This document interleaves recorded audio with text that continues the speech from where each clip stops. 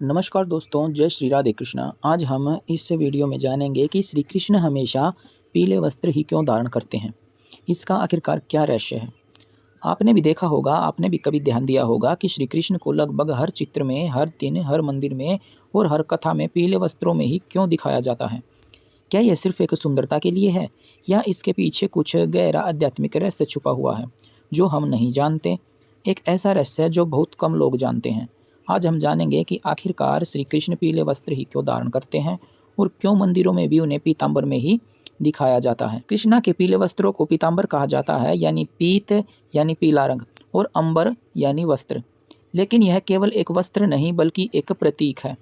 हिंदू धर्म में पीले रंग को ज्ञान, प्रकाश, समृद्धि, शांति और दिव्यता का रंग माना गया है। पीला रंग सूर्य की रोशनी जैसा है जो अंधकार को मिटाकर जीवन में उजाला भर देता है और श्री कृष्ण स्वयं जीवन को प्रकाश देने वाले हैं। कहा जाता है कि श्री कृष्ण का नीला वर्ण आकाश और अनंत ब्रह्मांड का प्रतीक है और उनका पीताम्बर धरती, प्रकृति और ऊर्जा का।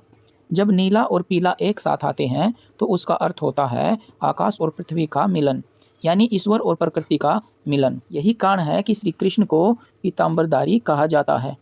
एक और बहुत सुंदर मान्यता है। राधा को प्रकृति, प्रेम और भक्ति का स्वरूप माना गया है और पीला रंग उसी प्रेम और प्रकृति का प्रतीक माना जाता है। इसीलिए कुछ भक्त मानते हैं कि श्री कृष्ण का पीताम्बर श्री राधा रानी के प्रेम का भी प्रतीक है, जैसे श्री कृष्ण अपने वस्त्रों में भी श्री राधा रानी को धारण किए हों। यही वजह है कि कई भजनों और कथाओं में भी कहा जाता है राधा कृष्ण से अलग नहीं और कृष्ण राधा से अलग नहीं।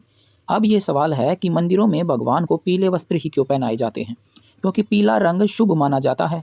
भारत में विवाह हो, पूजा हो, बसंत पंचमी हो, गुरु पूजा हो, हर जगह पीले रंग का विशेष महत्व है।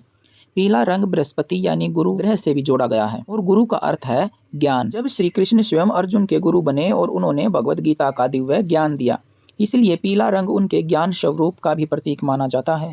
कई भक्त यह भी मानते हैं कि पीला रंग मन को शांति प्रदान करता है, सकारात्मक ऊर्जा लाता है और भक्ति भाव जगाता है।